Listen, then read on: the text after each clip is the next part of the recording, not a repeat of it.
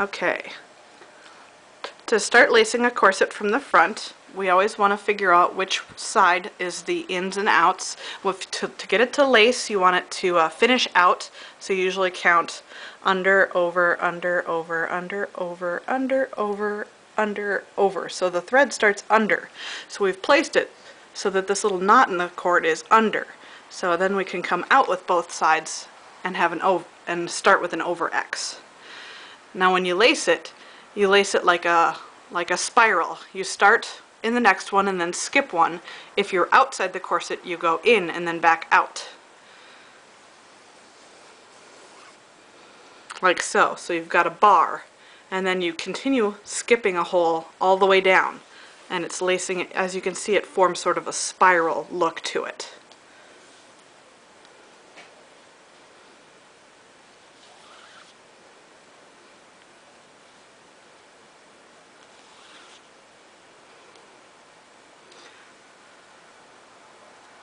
Once that thread is entirely done, you go through and fill in all the holes with the other side of the thread.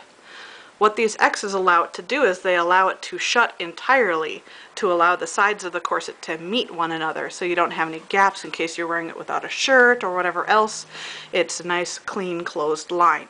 What that also does is it reduces the friction along the edges of the corset here, and keeps it from getting excessive wear and tear.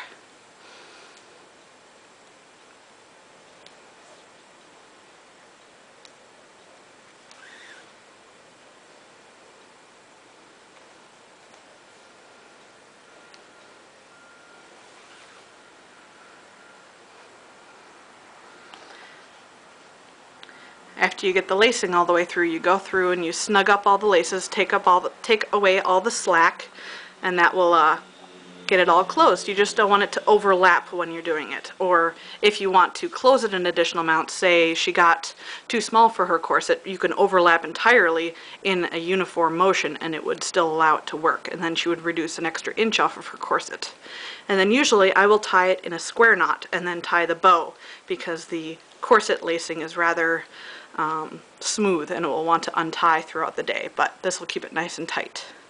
After your front's closed, you just go through and tighten in the back.